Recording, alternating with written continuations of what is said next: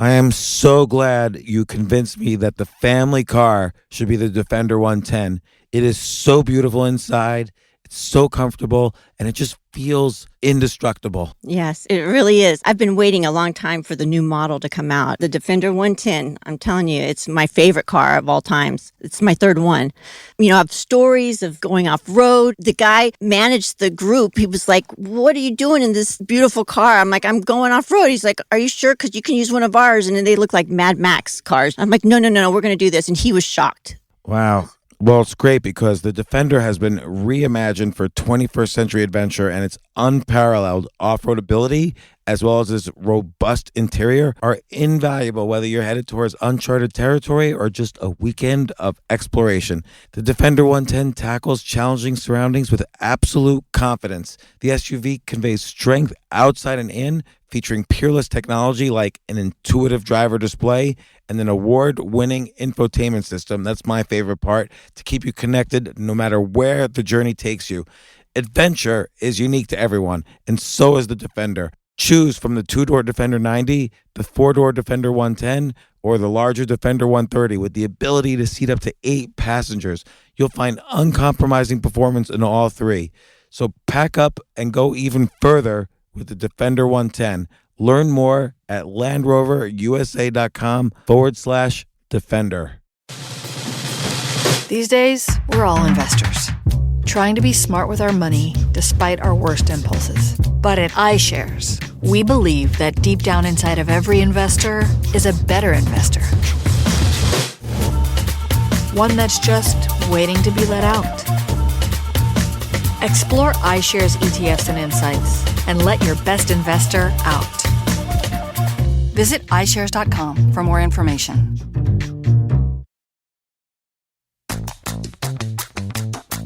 This isn't your average business podcast, and he's not your average host. This is I Will Make You a Millionaire, another episode helping someone reach their goal of making millions.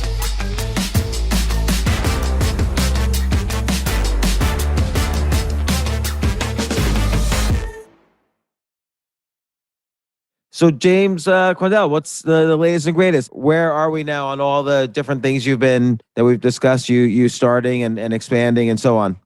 Well, I sort of have 4 projects I'm working on right now simultaneously, and each of them I'm very excited about. And where we last left off, our last talk was about my Amazon agency and the potential of turning that into a bigger business rather than just being me and just being kind of a small service business where I can handle like 4 or 5 clients, kind of growing that. Right. And so and sorry to interrupt, but just to summarize, like, you have a skill set. We've been going down several directions. You have a skill set that you've already been monetizing, which is you help people set up their Amazon store, like mom and pop shops, not like Abercrombie and Fitch or anything, or some huge company. I don't know why I picked the preppiest clothing line, but it's funny that I actually worked there after high school. I picked up on some psychic way. This is the site. I Will Make You a Psychic podcast. Yeah. But you set up like mom and pop shops on Amazon stores, and I could tell you, like, oh, what's so hard about that? One time, Jay, me, and Robin were trying to set up our own Amazon store selling James Altucher Show merchandise. And for the life of us, we couldn't do it. Amazon does not make it easy. So when something is not easy, you think, here's how to think of it in a business way. You don't start off thinking, well, I'm going to write software to make this easy. What you do first is you just do it. And then you help, you set up an agency style business, which you manually help clients set up their little stores as an Amazon seller. And by doing that a bunch of times, you get to see what parts can be automated. Ideally, it's one button and they upload some photos and some prices and they set up an Amazon store. And perhaps the next step for scalability for James, and James, I'm talking to you, is setting up such a software package. But right now, the first thing is helping clients one by one set up their Amazon store, charging a decent price for that so you could make a living. And then scaling that on an agency level means you get recurring, like you charge a recurring maintenance fee to each client. You hire more people to project manage setting up larger and larger Amazon stores. You focus primarily more on sales, getting new clients as you hire people to actually project manage setting them up on the stores. And that's an agency style. Agencies don't sell for as much money, but the goal here is to make you $1 million. You could sell an agency like that to any ad agency at some point. When you have sufficient mass, like let's say a dozen clients with recurring revenues, you could sell that for a few $1 million. And that's one plan to get to $1 million. And then the next step is you always think in terms of scalability. How can you go more meta? Well, then the next step is taking some of the things that you do over and over again that could be automated, and you hire someone to write software to automate that, and that is a business that can be sold for $100 million, much greater amounts, and on and on. But so the first step was you weren't that interested in the Amazon seller business really, but it is a quick path to $1 million while we focus on some of the other things like the writing and spiritual thought and Christian thought and other stuff that we spoke about. But and also, again, part of the purposes of how I approach things is you want to have many possible experiments that you're doing, and you see which one takes off. That's the ones you double down on. So we have to try many things to find the one thing that will make you the fastest million. Yeah. And so that's one of the 4 things I'm kind of working on. And with the way it's set up right now, all my clients are recurring clients because they pay me on a monthly basis for the ongoing management and maintenance of their account. So when they have new products, I launch those for them. I do testing of the titles and the descriptions and the pictures to increase their conversion rate. I manage the advertising on the platform. So it is an ongoing thing. So when I work with someone, I don't make them make a commitment to a certain number of months of service because I sort of believe if I'm doing a good job, then they'll keep me. And if I'm not, they should fire me. And I mean, so just in terms of valuation, when a company, the problem with an ad agency or any kind of a service provider, a service agency like what you have, and you don't quite have it yet. Right now, it's a lifestyle business because it's mostly just you. It becomes an agency when it's multiple people and more clients than you personally can handle. But the problem with any sort of service or agency kind of business is that the saying is all of your assets walk out the door at the end of the evening, because if all your people are gone, you have no business. As opposed to software, which people just download, you don't even have to be involved with the download process or whatever. Like that's why companies like Salesforce.com, which is one of the first software as a service businesses, trade for 1,000 times earnings or whatever it trades for. So so the reason for a contract is that then the buyer knows that even if you get hit by a bus, they still have a contract with these clients, unless the contract has we can break the contract if James gets hit by a bus. But that said, your business has a heavy moat, meaning it's not like they're going to switch providers because you're neck deep in all their products and how their seller store works and so on. So unless you do a really crappy job, they're not going to switch clients. So maybe that gets rid of the need for a contract in this case because the moat is so heavy. Yeah. And, I've said before when we talk that maybe I'm not that interested, but I've realized the reason I wasn't that interested, it wasn't the Amazon account management or the ability to work with these businesses. It was me having my hands doing every single detail myself when my background is leadership and leading teams. I mean, from age, since I graduated high school, I've led teams of 100 people or more, and I'm not used to being the one that is doing every single thing. Yeah, no, when I ran an agency in the 90s making websites, almost equivalent kind of business. Setting up stores on the internet, just e-commerce wasn't a thing then. But I hated doing everything. Like it got boring to me. And so that's when I sold the business. For you, the challenge is how can you delegate? In many cases, you could delegate like to the Philippines or India, some place where labor is a little cheaper. And I think you could effectively delegate, as you get more clients. And we want to get to that point as quickly as possible so you can focus on just growth rather than actually like uploading another photo to their seller catalog, seller's page, whatever. So how's that going? Where are we at with that? Just growing the agency. Just got a new client last week, and basically, so my wife is now at home working with me on these businesses. So Oh, good. it's helping a lot, and it's giving me a lot more motivation than just kind of being here in my closet by myself, like doing this all day. Like, And how are you guys getting along while you work together? very well. That's a good sign because relationships can end when they become partners in a business. I've seen it many, many times. Family ends, relationships end. So relationship first, business second is always the rule. But that's good. We'd take trips and we'd be away for a week, and I would still be working, but she wouldn't be. And we would come up with all these ideas, and we'd make idea lists and plans. And then we'd come home and then she'd go back to work. And it was like, all right, well, it's just me here to execute all of this. But now, like, it's every day. We're becoming idea machines. It's insane. Are you writing 10 ideas a day down? Oh, yeah. Excellent. Or more than that. Like, good. On so many different things. And it's like, the other day, I'm like, oh, what are 10 ideas we could get the James Altucher mentors more press? And like, I'm like literally making ideas on everything. And what's hilarious is I have like my podcast and I'll talk to a guest and they'll be telling me about like a business or something. And I'm like, bam, bam, bam, bam, bam. Here's all these things. Yeah. Like, hold on. I need to write this down. That's the best when you could do that. So okay. How many clients do you have all together?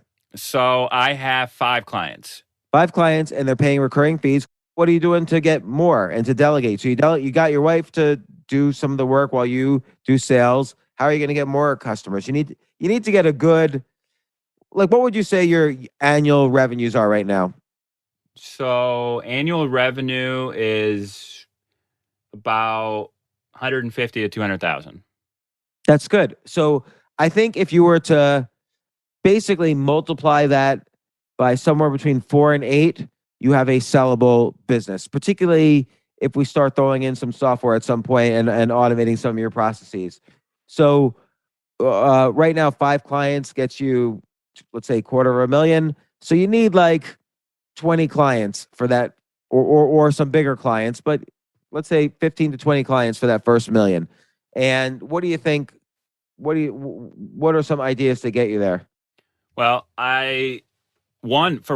this has all been word of mouth, really. And it's been friends referring their friends to me, and then I do a good job, and then they have a friend in the business also, and they make a referral. I don't have a website for this business. It's just like, if you go to my website, quandahl.com/services, it's like a little mention of some of the work that I do, but it's not a highlight. I don't have value props written out or how I'm different or how I'm better. I'm not doing any of that right now. So I would think that would be one thing. Now, that's sort of, I like, there's a conference coming up next month in Pennsylvania, and it's one of the largest natural products expos in the world. It's called Natural East, and there's hundreds of brands in this space that I'm an expert there. If I was to just fly there, go to the expo, walk around and just meet people, I could probably leave with 5 clients then. Because that's my strength, is face-to-face, getting to know people, seeing a product I'm really excited about that's really cool and different, and then going, wow, I want to be a part of that. Let me help you, and go from there. Yeah, so I think you should go to that conference. My wife thinks so too. Let's do it. You gotta. I'm talking about between now and hopefully less than 12 months from now, you could sell this business for more than $1 million. So the way to do it is your sales, your wife is getting it done, getting the stores done, whether she does it herself or whether she figures out outsourcing. But you should always start off, your first move of the day is you're the salesperson and you're building the business and she's executing on the business. And my favorite part, that is my favorite part. As you might tell from when we talk, I just love the relationship part and finding out what people need and how I can help them. And for me, it's service. It's less about the money. It's like, I just like to help someone that's doing something that's really cool that I believe in. So all the brands I work with are brands that I believe in, and they're doing something different. They've got a great mission. They're helping people, or they're helping the planet, or they're making really great products. And so, yeah, you're right. So do you think like the website and all that's just a distraction? Like, clearly I haven't needed it to get the people I have now. I think you should do a real professional looking website, but just but just look at one of your competitors' websites and do something similar. Yeah. Like who's a big Amazon? Like if I say I need, how do I set up my? I'm Googling. How do I set up my Amazon seller store? Well, And there's a company called Sunken Stone that was one of the Inc.'s fastest growing companies, and they do a similar model to me, but they're actually buying the products wholesale and reselling them for you, and then they have an exclusive reseller agreement with the client to sell it on Amazon. And they just did a fundraising round for investments, and they have over 100 clients, so pretty big company. yeah, so take a look at their website and do something similar, and don't waste too much time on it. Just use WordPress, and make sure all the relevant information is right at the top, so nobody has to scroll. And basically, you want your services, you want to list your services, you want to say who you are, and you want testimonials, and you want to explain why it's important right now to set up your seller store. Like 70% of people, I think this is true. I read this somewhere. 70% of people would rather buy on the Amazon seller store than the seller's actual website because they trust Amazon. So it's important to move your website over to Amazon. That's your message. Yeah, you're right. Exactly. And then you'll just make more money if you have an Amazon seller store. Yeah. And then with if the idea of potentially of slicing this off and selling the business in the future, I might end up just loving managing it and keep wanting to keep doing it. But would you everything I have right now is just my name, my personal name. What would you? Yeah, name the company. Call it Jamazon or whatever. No, that name's taken. But it doesn't really. I mean, it doesn't have to be my personal name. It could be something else. No, call it whatever you want. And then yeah. So when's that convention? It's next month. Next month. Book the tickets. Get a nice hotel. Where is it? It's in Pennsylvania. I think it's in Philadelphia. Get a nice hotel and enjoy it. Or no, I guess stay at the hotel of the conference.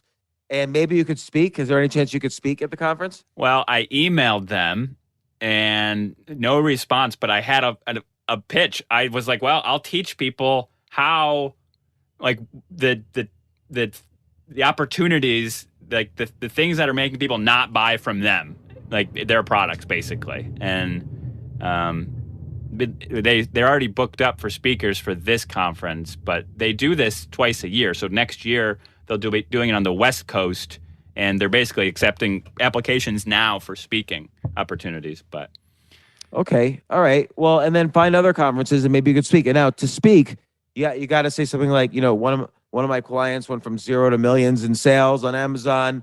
I'll show people how to do it, and you got to kind of give testimonials. So you could get some good, speaking pitches together. Yeah. So one of my clients, I launched them with $0 in 2018 on Amazon, and now they're doing over $250,000 per month on Amazon. Wow, $250,000 per month. Per month. So, and this is not a big household name brand. So, I'm not fully to credit for that, but they do they work very hard, and they have a great product and a great team. And I'm sure, yeah, that's just it. You don't have to have credit for it, but you could be able, if you can explain how they did it, then you should be speaking at a conference about it. I was the only person that touched that Amazon account the entire time. Yeah. So okay. So that's set up and ready to rock and roll and boom. So what's next? So with that or the other three things I'm working on? What are the other three things? Okay. Well, I'll tell you I'll tell you one of the smaller ones, and then I'll tell you the other two, because another one's almost as big as that. It's a whole nother agency, and so I'll tell you that one last. But my friend and I, Tim, are working on a retreat for CEOs and their successor, because he's an executive coach in the financial services industry, and a few of his clients are CEOs of private companies who are getting older and are working on their succession plan where their daughter or their son will be taking over the business, and there's tension in that process, and they need a lot of help to have the son or daughter feel ready, and for the CEO to feel like they're ready. And so we're setting up a retreat the spring of next year, like a 3-night luxury retreat. And we're going to have 12 people, 6 and 6.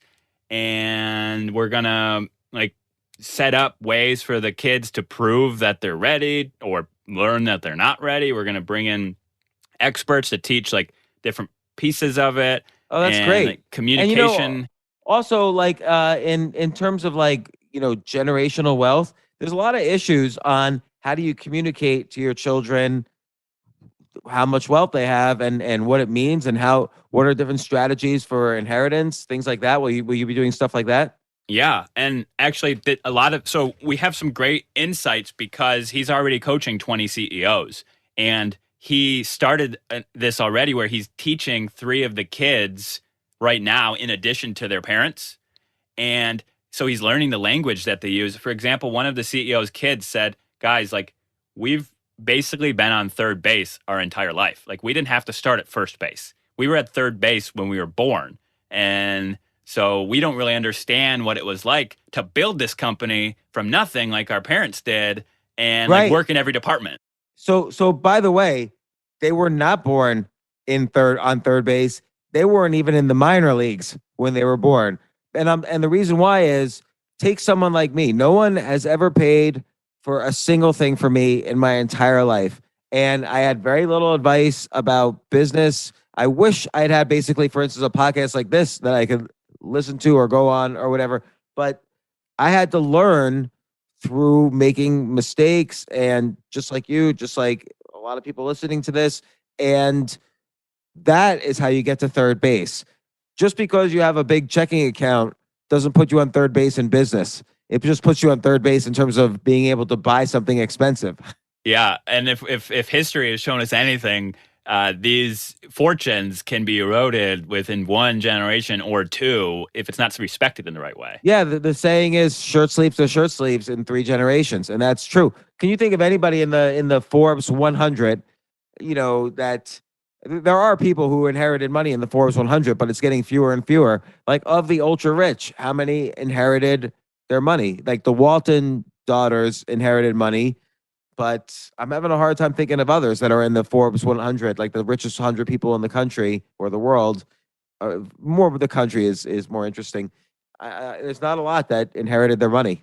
And even families like the Vanderbilts, there's the Vanderbilt mansion in Asheville, North Carolina, and they had a plan, and they basically chose one son and said he's going to get all the money, and because he seems to be the most protective and the business savvy of how to grow it and maintain it. And then, I mean, these families are huge. There's that issue. But I really think that there could be a lot of good here because, for one, if these kids aren't the right fit, that needs to be found out. And then someone else needs to be picked.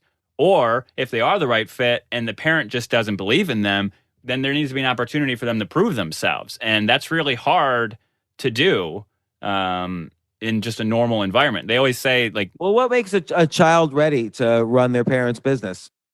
I think that, one, they have to go through some type of a problem that's difficult that they have to solve, because that's where leaders are made. Leaders are made in the fire. They're not made in good times. So they have to be able to go through something, and it could be manufactured event of some kind. But like, that's where these entrepreneurs that started these business really became such strong leaders, was when they were thinking, like, am I going to sell the business or am I going to keep it? Like, how am I going to feed my kids? Like, am I going to go back and get a regular job, or should we keep this business? Like, that's where they learned their skills. And if they've done a really good job leading the company, then those kids haven't ever seen those hard times in the business of what that might look like. Right. So what are the steps? Like, how do you train these kids to be ready? Well, you can make them climb a ridiculously difficult mountain and wear them out, and then make them have to come up with decisions and plans and ideas, and like stress their bodies in manufactured ways, and like and see who stands up and who leads. If you look at big companies like, let's say, General Electric, or I used to work for HBO, which was part of Time Warner. The typical strategy for high-level executives is you move them around to many divisions. So somebody works like at HBO, like the main guy maybe will work at Warner Music for a while. He'll work as a COO of Time Magazine. Then he'll be the CFO of Warner Movies, and then he'll be the CFO of HBO, and then CEO of HBO, and then finally CEO of Time Warner. So maybe that's another thing is like you move them around in different divisions, different jobs, and so on. Yeah. Just teaching communication between the generations on basically, so this CEO is getting ready to retire. They want to hand the keys over. There's something that's preventing them from doing it.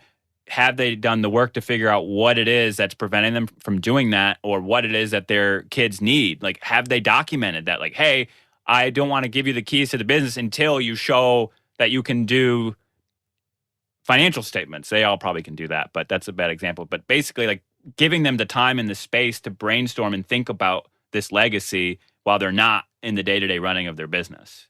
Yeah. So, all right. So you're setting up a retreat. How many families do you think are coming? The plan is to have it be 12 people total. So it's all under one roof and very kind of small. Bring in a private chef and have great food. Is it a nice location? Obviously, these people are used to nice locations. It's going to be an unbelievable location. Yeah. How much is the location going to cost? Probably it's not as expensive as you would think because it's in the middle of the nowhere. It's like $4,000 a night, but it's in the middle of nowhere in Idaho, but it has a private landing strip there.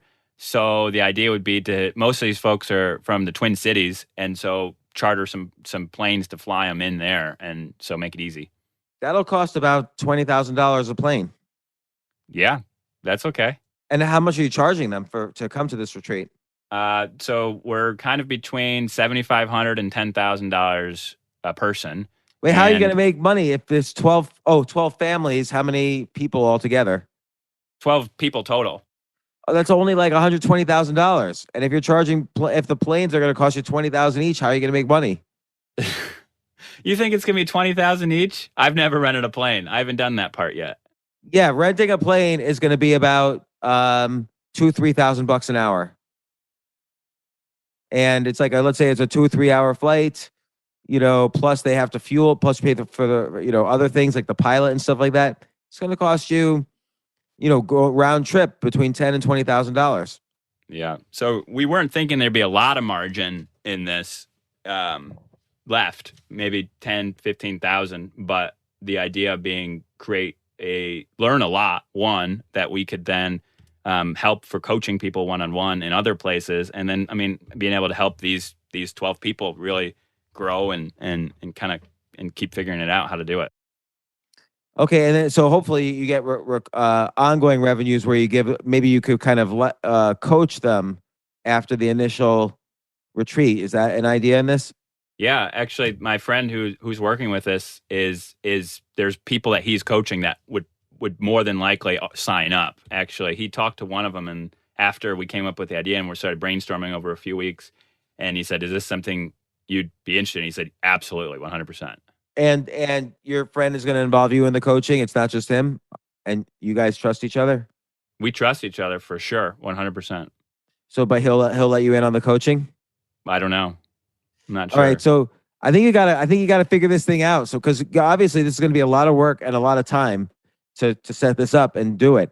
And you kind of can't go in there thinking you're going to have just a 10% margin, because that means if one thing goes wrong, you're going to have a negative margin and lose money. Let's see. How much does it, let's just Google. How much does it cost how much does a private plane cost per hour? And it's got to be a nice plane. It's got to at least be like, a 12-seater or something like that. Yeah, between $1,300 and $3,000. Okay, no, that's a small one. So for a mid-sized jet, which is what you're going to want, which is about 9 passengers, it's $4,000 to $8,000 per flying hour, and you're doing round trip. So it's at least $20,000, maybe more. And you got to really think about how you're going to do. I only bring up the jets because that sounds like the most expensive part of what you described to me. And this is a valuable service that you're offering.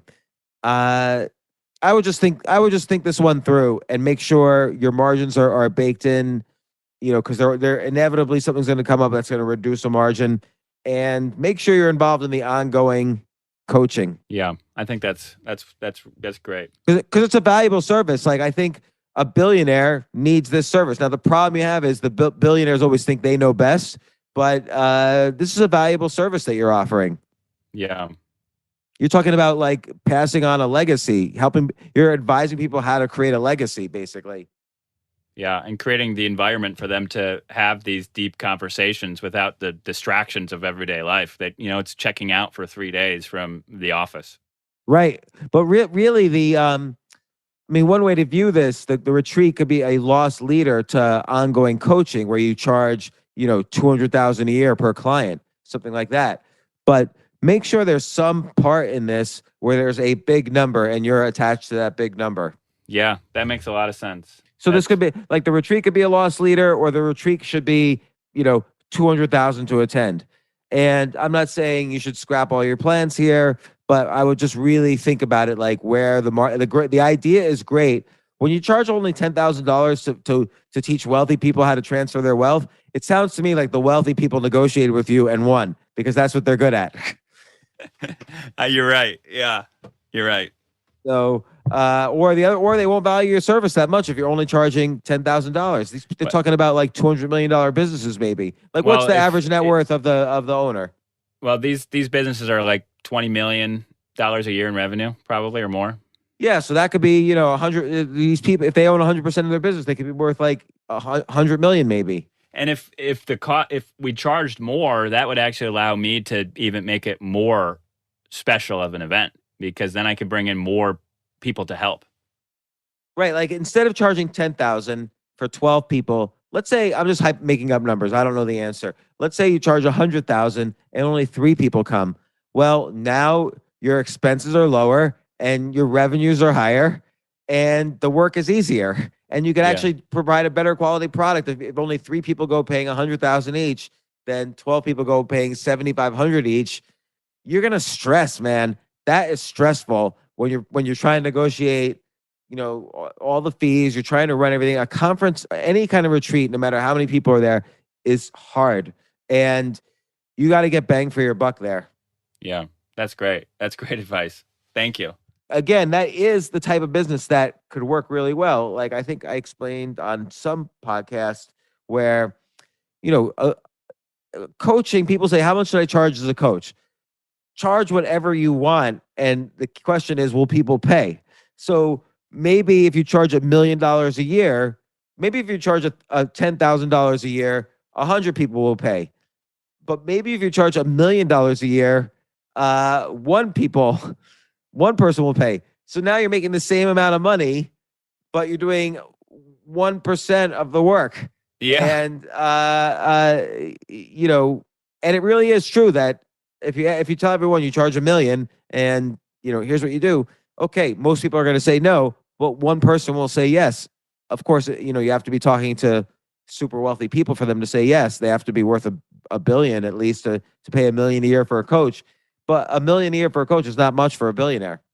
No, and you could get a lot for that. You could get a really great coach for $1 million a year. And I know people doing it. Like, there are people who are coaches for $1 million a year.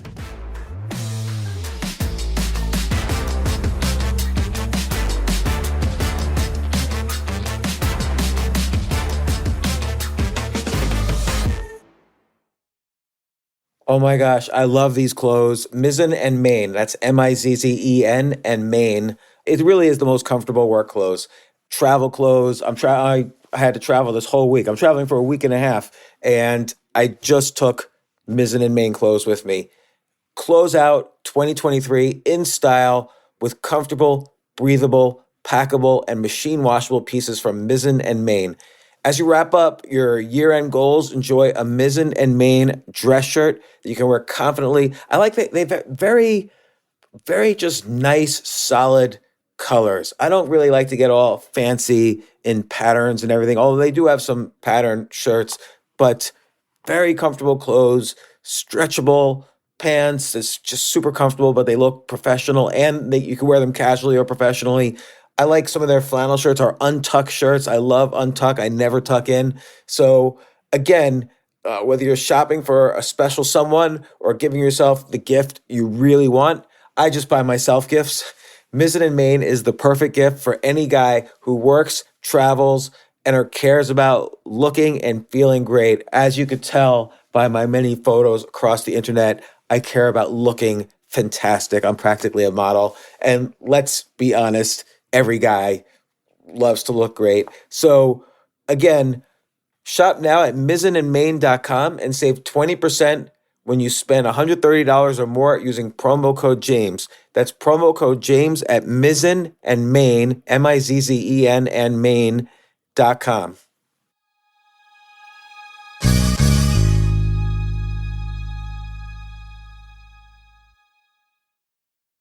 You know what I love about fantasy sports is that even though I'm not going to be a great basketball player or a baseball player or a football player or whatever, I feel like I get to participate and make decisions and use my knowledge of these different leagues or these different sports to compete. So it's like I can pick my team or I can pick my favorite players and I could use my knowledge to make predictions and maybe even make money. So with the basketball season here, you can now pick combo projections across football and basketball from the Specials League on Prize Picks. This is a league created specifically for combo projections that include two or more players from different sports or leagues. Want to play alongside some of Prize Picks' favorite players like rapper Meek Mill and comedian Andrew Schultz, who's also been a guest on this podcast, and I've been a guest on his? You can now find community plays under the promos tab of the app to view entries for some of the biggest names in the Prize Picks community each week. Look, Prize Picks even offers a reboot policy so that your entries stay in play even if one of your players gets injured. For football and basketball games, if you have a player who exits the game in the first half and does not return in the second, that player is rebooted. Prize Picks is the only daily fantasy sports platform with an injury insurance policy. What? So, I love playing it. I love anywhere where I can use analytical ability with my interests to demonstrate some skill and maybe make some money. And I like the game-like aspect. I do wish they had chess as a category on prizepicks.com, but I'll settle for what they've got. Maybe I should make my own fantasy chess league. But in any case, I love Prize Picks. Go to prizepicks.com/James. Use code James for a first deposit match up to $100. That's the easiest $100 you're ever going to make. So that's prizepicks.com/James and use code James. Daily fantasy sports made easy.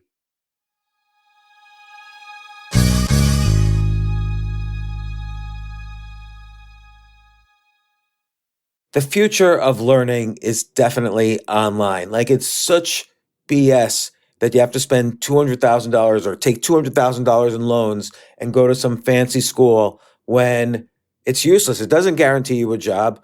Most employers, including me, do not care about degrees or grades or anything like that. We want to care that you love what you're doing, that you know what you're doing, in some cases that you have experience or that you're willing to learn. But people in general love learning and are curious. Like, the key to success is curiosity. And I think masterclass.com is the perfect model for online learning. I'm really happy they're sponsoring this episode. If you're going to give a gift, give the gift of learning. Masterclass makes a meaningful gift this season for you and anyone on your list, because both of you can learn from the best to become your best, from leadership to effective communication to cooking. Let me tell you some of the classes I've taken. I've taken comedy from Steve Martin. I mean, can you believe I can take a class from Steve Martin on comedy, or Judd Apatow, my favorite comedy director? I could take an actual class from him on writing. Wolfgang Puck on cooking. Dan Brown on writing, or Judy Bloom, who's been on this podcast, on writing. By the way, Wolfgang Puck also has been on this podcast. It's such a pleasure. I try to take classes all the time from masterclass.com.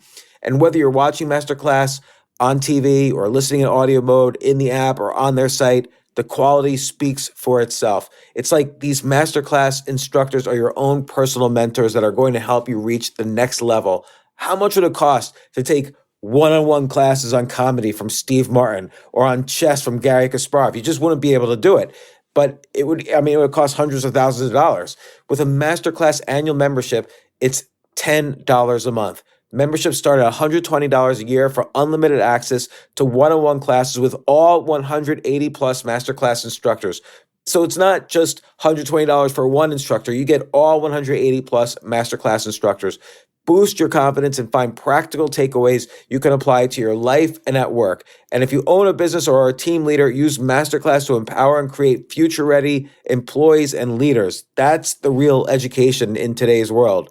So this holiday season, you can give one annual membership and get one free at masterclass.com/JAS. JAS, of course, stands for the James Altucher Show. So right now you can get 2 memberships for the price of one at masterclass.com/JAS.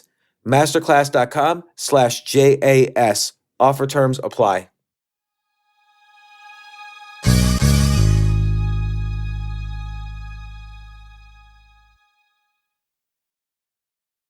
All right, what's another thing? What's another thing? And it's great that you're doing the 10 ideas a day. I assume you're keeping in shape. Your wife and you are getting along. I know from our prior talks that you have a spiritual practice that keeps you, motivated and positive and moving forward and not, filled with regret. So you're doing the daily practice. You've got good ideas. Sometimes just ideas need tweaking just because you haven't done it before. So it's good to know from someone who's done it before. Yeah. Yeah. And so the third thing that I've been spending a ton of time on, I don't think when we talked last, it had launched yet, was my podcast, which is just sort of another spoke in the James Quandahl personal brand wheel. And I've got 8 episodes released now, and I love it. Like, it is so much fun, and I'm getting great. Tremendous feedback from the guests that they like my interviewing style, they like the questions, they like how that's being done, and then I'm also getting great feedback from the listeners that they're learning a lot and to keep going. So it's extremely encouraging.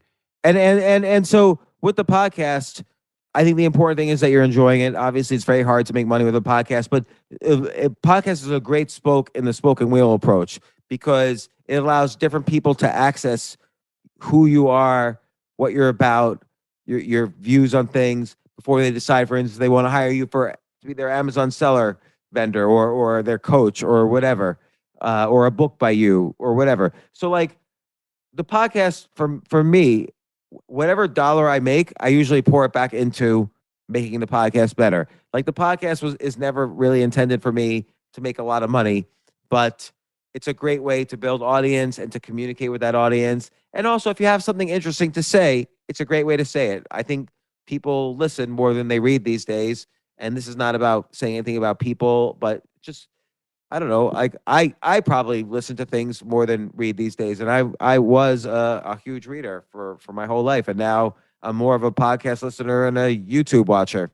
Yeah. And I am trying to build like sort of this, it's the content that I'm creating is evolving as I have more pieces of content. I'm learning more what gives me joy and then what seems to be helping people the most. And what I found to be an opportunity that I have a strength in, and I'm kind of gearing the writing and the podcast and the books that I'm reading and the people that I'm bringing on into this space. We talked about it briefly before. It's the life balance. So my podcast and the writing and this whole brand here, we kind of were calling it Christian thought, but that's just one part of it, of total life balance. And I use that Zig Ziglar's Wheel of Life with the 7 different spokes on it. And if you find balance in all of these 7 spokes, even if you're not doing great in any of them, you're going to have a pretty good life. And I keep bringing people on in these different categories of the buckets to educate, to teach how to excel in these 7 buckets. And I actually just wrote up a whole like 7-week course, the outline for teaching kind of the basics of each of these buckets and how to put it all together and how to actually build a process to set goals within each of these buckets and to follow up on those goals and to schedule this and how to have the motivation and the habits and all of that to really create a balanced life, because I've worked really hard to figure it out myself. Yeah, And, and is in the description of the podcast, is Zig Ziglar mentioned? no, the description's really bad. I wonder if you should put Zig Ziglar in the description so people can find it through. If you Google Zig Ziglar, they find your podcast. Yeah. Yeah. It could be something like teaching you how to achieve a balanced life using Zig Ziglar's 7 spokes on his wheel of life or something like that. Yeah, and then I'd get some testimonials or some reviews in the description if you can fit it. So that sounds great. And again, it's hard to make money on a podcast, but it is good to make revenues with a podcast because when people like ads are annoying, true, but when people see an ad on a podcast, they think to themselves, okay, this is a good enough podcast that people want to advertise on it. It's a professional podcast. So it's not just like a hobby. And, I think it's good to get to that point. Yeah. I think I can quickly get there, even though my downloads aren't at like industry standards because of the relationships I've built in my consulting business with the Amazon agency and everything else I've done. I have relationships with people who have businesses that understand what it's like to be on the ground floor of something that is continuing to grow, and they understand my passion, and that when I commit to something, I'm all in. I mean, I committed to doing 100 episodes of this, and before I even think about like how well it's doing, I need to get 100 episodes in. I agree. In fact, why don't you even do just free ads for some of your Amazon seller clients? It's an extra service you'll offer the sellers, and then you could directly experiment. Oh, okay, with this number of downloads, my Amazon seller clients achieved X number of additional revenues. That's a great idea. I love that. Yeah, I started experimenting with mid-rolls, like asking for reviews and just to kind of get that, just it's a skill. It's like, being concise in 30 or 45 seconds and having it sound, like you're not a salesman, I don't know. So it's really, I'm having a lot of fun with it. And actually we were talking about a contest, and that's what I'm going to do is actually I asked the friends with the companies that I work with if they wanted to be a part of like a contest to help promote my show. And they've all been sending me boxes of product for me to then go and give away to people that are listening. Yeah. Okay. So this is great. So, and then it's part of the spoken wheel. Like we figured out how you could advertise your sellers and maybe contribute to that business. Who knows? Maybe it could contribute. You could have some of your retreat client, the people who go to the retreat. You could put them on the podcast, or put part of the retreat on the podcast. Who knows? Yeah. So it's good to kind of like mix and match some of these things. What's the next thing on your list? Okay, so there's the fourth thing. Yeah. And then we can go as deep as you want in any of these because I'm working on all of them. I love all of these, and I'm working on all of them extremely gazelle-like. That's great. And I want to point out, like, a lot of times I'll say to someone, hey, you should do X, Y, and Z. And they're like, oh, I'm too busy with school, or I'm too busy, with whatever. And this is going to sound maybe annoying. Everyone's got more time. Like, no matter what, you could just not watch 2 hours of TV at night. Like for instance, if I needed more time, I watch 2 hours of TV at night. I could not do that, or I could not do playing chess online, or I could not do, writing another book. I could do, start a business instead. So there's always ways to find more time in American society. We're not struggling for our basic needs. Those are taken care of. So there's always more time to do things somewhere. You can find the time. Yeah. And so it's great you're doing 4 things. I'm watching Downton Abbey right now, and I'm playing chess like you. And I just finished an awesome book by Bo Eason. And which book? It's about having an A plan. There's no what's the title of it? There's no Bo A list. This book was fantastic, and I'll tell you what I liked about it. I'm really bad at titles. I just rip open the book and start reading. I'm the same way, and sometimes it's hard to remember. There's no plan B for your A game, and his philosophy in there is pick something you want to be the best in the world at. Understanding it's going to take you 20 years to get there, and it's going to take multiple instances of 66 days of micro skills that you're working on over that 20-year plan. And when you're done with that 66-day period, you know the next thing that you need to work on intrinsically. You don't have to map it all out over the whole 20-year plan. What you should map out throughout the 20-year plan is championships. So goals where you'll then be able to test everything you've been learning and that you've been trying. But what's really interesting about his book, coupling it with the James Altucher 10 ideas a day, is, okay, thinking about how to be the best podcaster in the world and what you'd have to do to achieve that is so much different than just saying, how do I start a podcast, or how do I make a podcast, or how do I be a good podcaster? If you want to be the best podcaster in the world, well, you might have to move. You might have to set up a studio. You might need professional equipment and staff. And I started thinking completely different when I'm thinking, how do I be the best Amazon agency in the world, and doing all these different things. And it's just a really cool way to think, because being the best is completely different than just being good at something. You just have to completely think of it differently.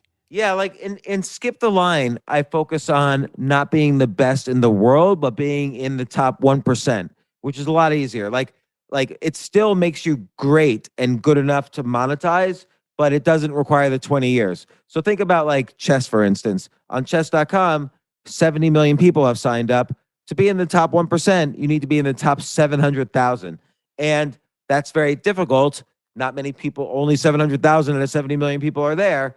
But at that level, you could be a Twitch streamer, you could be a commentator. There's lots of ways to make money. If you're in the top 1% of any field, I'm convinced you can monetize it. And Skip the Line is about going from zero ability to the top 1% very quickly. But to be the top in the world, you probably do need 20 years studying the micro skills, because there's only one top in the world. Yeah. And my issue is always my interests and my hobbies and my passions. I have so many that I don't want to spend 20 years working on chess. Well, I will. I'm going to. But I also want to learn to fly planes and play tennis and play the piano and all these other things. And so what I like about Skip the Line is borrowing hours and borrowing time and borrowing how to learn and finding out how the skills intersect with each other to not need 20 years to be, like you said, really good or top 1%. And I've found out how to learn now. Like once I'm ready to go learn a new skill, I know exactly like what it's going to take to do that. And I just basically go do it. Yeah. And the great thing is that if you're in the top 1% of two or three things, the intersection, you probably are number one in the world. So we had on the podcast Chris Tucker. Yeah, the combination. If you Google him on YouTube, he is an amazing comedic rapper. He's number one in the world for comedy rapping, and or at least top 5 in the world for that. And intersections, you got to respect the intersection. People always forget about that. But and he did it fast. That was the other thing. It didn't take him forever to get right there. Well, that's the Skip the Line thing, is because it doesn't take you 20 years to be in the top 1%. It takes you a year of good, hard, solid work to get in the top 1% of any field. Really, to be the best in the world at an intersection might take you a year and a half of work, 2 years. So tell me more. So about the book or about the fourth thing? The fourth thing. Okay. Because the last thing I want to tell you about that book was he talked about distractions, and we were kind of talking about television and time. And I wrote down everything that I do that distracts me. And I have hours and hours more time per day than I'm using efficiently. I do. And yeah, which is what we just talked about. Yeah. And I am still working on all these different things. And the last thing is sort of a business that I was doing in 2016, 17, and part of 18. And then, maybe longer than that. And then I sort of retired it as the Amazon business started growing. And it was, I think I told you a while ago that I was the book launch manager for Ben Greenfield's Christian Gratitude Journal and his best-selling health and wellness book, Boundless. And so I'm an expert at launching books. Boundless was launched with a traditional publisher, Victory Belt, and the Christian Gratitude Journal was self-published. We did it ourselves. So I have skills in both of those. My wife is helping me revive that business, and we're in process of launching his next book, which will come out in December. she's documenting all, like, that's one thing she's much, much better at than me is organization. She's documenting all the steps of what she's having to do to bring this thing to life, all the detail. That was something I just really enjoy doing, and we're feeling it out and seeing as far as a long-term, I always think agencies for some reason, but it's another service type business that we can find other authors and help them launch their books, because it's complicated. It's not easy. If you're an author and you just want to write and then have someone else publish it using your audience to get the word out, that's what we're really good at. Yeah, this is sort of like Tucker Max's business, Scribe, a little bit. Yeah, how would you describe the difference? Well, she's actually going through a lot of the resources that are on that website and learning from them. And I'm not exactly sure how much more different we are, because we're still trying to really figure it out. Well, you know, one interesting thing about people who are just starting up a business, like, and it's just you and your wife right now, is that you could take on smaller and cheaper clients. Yeah, so that's true. You know, you could hit that niche because Scribe, which is Tucker's business, is now, you know, really, there's a lot of employees. They've got to have, you know, they've got to have, I don't want to say they have expensive, the clients spend a lot of money, but it's a different category now than when he first started. So it's always good, as we learned from Jim McKelvey, who's the co-founder of Square, it's always good to hit the bottom third of a market. Like, that's a market that not a lot of people go to, and you might be hitting the bottom third of the publishing market. Yeah, and we're also able to try new things. Like, we're going to try to do an NFT during the launch. Like, so part of what we did was design the cover. So we worked with 99 Designs and we designed a cover of the book. And so we have a bunch of different versions, and some of them are really interesting. And we're thinking of trying to do an NFT. So we're just able to try and learn new things and try different things and really be on the cutting edge of a book launch. Yeah. So, you know, like with picking a cover, that's usually a big challenge. Picking a cover and picking a title is usually a big challenge for authors and publishing companies. Make Facebook ads out of the covers and see which cover gets the most clicks. So I don't know of any publishing company doing that right now, and you could be the one doing that. So, you know, everything you do that's a little bit different is another testimonial from people. So that business could build. And you're right. Everybody, there's a lot of content about this, and Tucker's written a lot about it. I've written a lot about it. There's a lot of reasons someone should write their story in a book, but they might not be writers.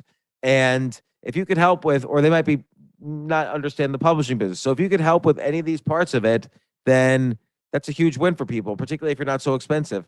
Yeah, and I think that's what we're learning with this one, since she's documenting it. And basically, I'm teaching her how to do it, and then she's doing it.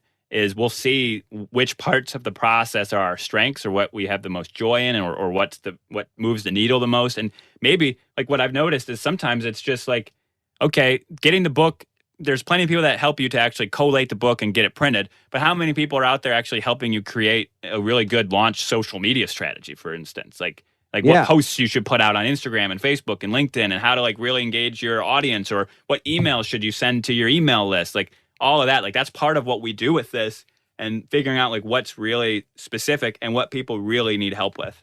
Yeah, no, I love it. I think this is a great idea. I think there's a lot of clients for it.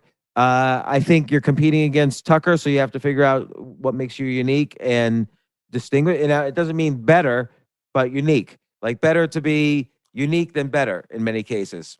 Yeah.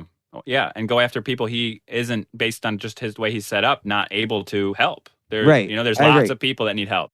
Right. A lot of people need help. And a lot of people have a lot of content. For instance, I've done like over 1,000 interviews on this podcast. All those interviews are content. Yeah. What would you do if someone came to you and said, hey, I'm going to take all of your podcast interviews and I'm going to find the nuggets in all of them, and I'm going to set them up in different sections, and I'm going to sort of do like a Tribe of Mentors type book for you. I just want half of, like, whatever you make for it. I'll do everything else. I mean, I feel like people would do that. Yeah. I think that's actually a good business. You could approach podcasts. Yeah. I mean, what we've been doing, like we did this with Think Like a Billionaire. We took my interviews with billionaires and edited the transcripts, and I wrote intros and outros, and we turned it into a book. So we're going to be doing that with other book ideas as well. And I think if correct me if I'm wrong, but I think Brian Keating is doing something similar with a book that might be coming out next month with Think like a Nobel Prize winner. winners. I wrote the forward. And so that was basically the similar concept, right? Interviews and conversations like repurposed into a book, or how is that one set up? Similar. Yeah. Similar to Think Like a Billionaire. Yeah. So I think Jay, did he come up with the idea while on the podcast, or did he just tell me the idea? I forget. I think he came up with the idea, and then he talked to you about it on the podcast. Yeah. And then you guys brainstorm and make it a better idea. So those are the four kind of spots that I'm spending my most time, and all of them have room for improvement and optimization and work. But so I would say in order, the ones that are going to get you to $1 million the quickest are, and I think you probably know. Well, if you were to tell me the order, what do you think the order would be? Amazon, the retreat, the book launch, and then the teaching others to achieve life balance. I would say Amazon, the book publishing business, because that you could quickly get clients and there's a definite need for it. The retreat, I think you have to really think about how you're going to make money. I think it's not back completely to the drawing board. It's just think about what you're doing, how you personally are going to really make money. And for me, and my initial, and you caught me on that one, because my initial intention was I didn't even care if I made money. I just wanted to create the experience and then learn from it. And so that was sort of my goal. And that's a reasonable goal, by the way. It's going to be a lot of grunt work too, setting up a retreat. It's more work than you might think. But let's see what happens. And then because you can always do it again, but just don't lose money on this. And but I think you have defined business, defined clients for the Amazon seller business and the book publishing business. You just need to figure out, what's your unique advantage, your unfair advantage, so to speak, and how to scale it and so on. And then the others are still in formation mode, but you love doing them, so it's worth pursuing, and you have the time to do them. And look, we talked a lot about the Amazon seller one. I think going to this convention and focusing on sales while your wife focuses on execution is key. And I think also see how fast, like when you go to this convention, start thinking quadrupling. You need 20 clients now. Get 20 clients. And I would raise prices a little bit too. By when? 20 clients by, like, what kind of goal would you set? Well, it's hard to set a goal because you don't know. You could miss the goal and you could feel disappointed. But so you have to enjoy the journey as well and make sure you're learning from the journey. But I would come home from this convention with at least 10 clients. Okay. And try charging more. Experiment with pricing. Yeah, for sure. Yeah. So I've tried a few different models of pricing over the years now, and I'm starting to find one that I like the most. And I've basically experimented with 3 different price models so far. What are the price models? Price model 1, when I was starting, was just an hourly rate. Here's what it costs for my time, and here's what I'm going to do. I like that one the least, obviously. Right. That's horrible. For many reasons. Version number 2 was a set monthly retainer with a percentage of gross sales. And it was a very small percentage of gross sales. It's hard because you have to trust them on gross. Oh, no, but you know what the sales are because you're there. But okay. Yeah. And then the third option now, that one was okay. The option that I'm doing now with the most recent client is it's a whichever is greater. It's a dollar amount per month or a percentage of sales, whichever was greater. And so that way it kind of grows. So I can work with a smaller client, and then as they grow, that retainer goes away and it's just a percentage of sales. So if they're hugely successful, then that retainer just goes away. Yeah, I like it. I like both those last two. So but now the key is just mass, like getting clients and getting revenues. You want to get your first short-term goal is getting up to $1 million revenues a year, then you're a business. 2 million revenues a year, I think you could sell the business. So I think that will be the fastest route to $1 million. And then again, get that book publishing one, get some clients up, do it. Do more than Ben Greenfield. Find at least one other. Hey, take your first your first 8 episodes of your podcast and turn that into a book. And then you're your second client. I have, because folks know that I've done this for Ben, I have lots of people who want me to do this for them, and I just haven't done it. So Yeah. So I would call at least 2 of them and get your 3 clients on that one. So now it's a business. And then you're off to the races. Because then you could get testimonials. You could set up a website. People Google, how do I publish a book? They'll find your website and so on. And do you think that this contract, we briefly talked about it, the contract for an agency, I've sort of always had this like, oh, it's at will. Like, you guys let me go, I let you go if there's ever anything not working. But you mentioned like having a time commitment helps with with valuation. You know what? I wouldn't worry. And to be honest, with my first business, I didn't really have contracts, but the acquirer saw that, oh, these are long-term clients because they've been with James for years. And I committed. When you sell an agency, it's not like selling a product business. You're going to have to stay with the company that buys your business. It's like, let's say you get paid $10 million for your business. I'm just making up a number. $5 million might be upfront. $5 million will be over 3 years. So you stay with the business, and it's spread out over time. So that's called an earnout. And with an agency business, you're more likely to get an earnout than other types of businesses because they want to make sure the clients stay with you. And do you stay involved with the sales calls and retention calls and all that at that point? Yeah, everything. Unless you want to give up your earnout. But you're still basically running your business while it integrates with the business that acquires you. And if you love it, if I like doing this, so why, it would be easy to continue to do that. And teach someone. I love to teach. That's my favorite thing to do. So teaching someone else how to do what I've been successful at, that's like my dream. Yeah, and also, there's lots of opportunities. When you're under a bigger umbrella, maybe there's other ways you could scale. Like, for instance, you could set up hey, here's a course on how to set up an Amazon seller agency. So that could be a product that the company that acquires you can offer. So like, it's easier to experiment with things and start new product lines. You get a salary, even though they paid money for your company, you also get a salary.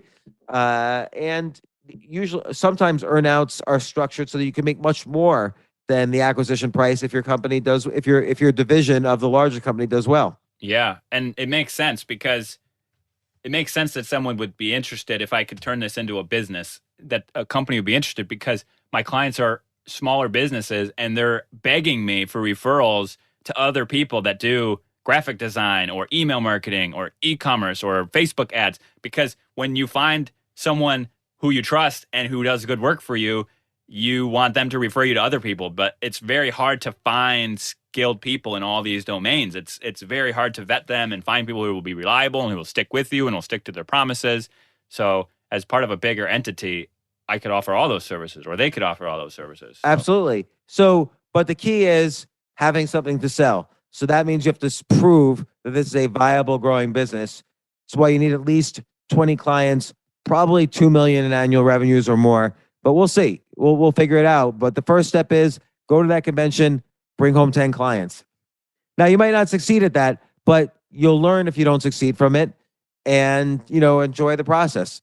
Well, and I'm uncomfortable at the prospect of it, so I know I'll grow there. Like, I know I will. Well, you can, because don't forget, it's not just your. Here's what I would delegate to your wife is figuring out how to outsource once it gets too much for her. Yeah, and what she did until 2 weeks ago was lead a team of 100 people herself. So she is a manager also. She's a manager. That's perfect. You should have done this a long time ago with her.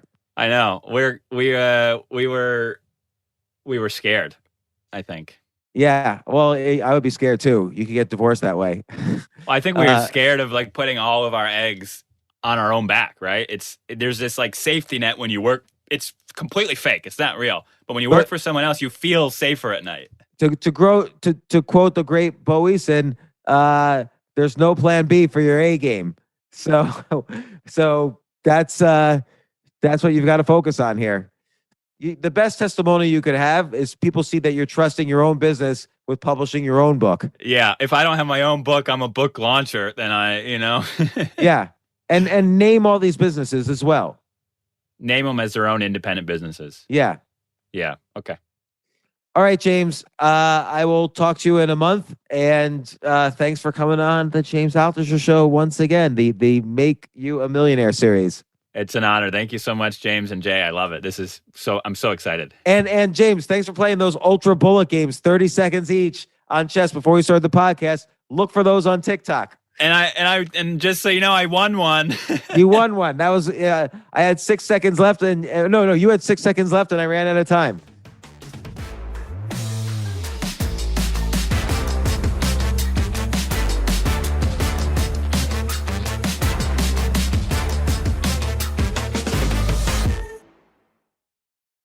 Thanks to generous community support, Wounded Warrior Project has helped post 9/11 veterans and their families since 2003. Through no-cost physical and mental health services, legislative advocacy, career assistance, and life skill training, we're there every step of the journey. It's possible to feel understood. To get support when it's needed most. And now I know anything is possible. And we're just getting started. Learn more at woundedwarriorproject.org/together.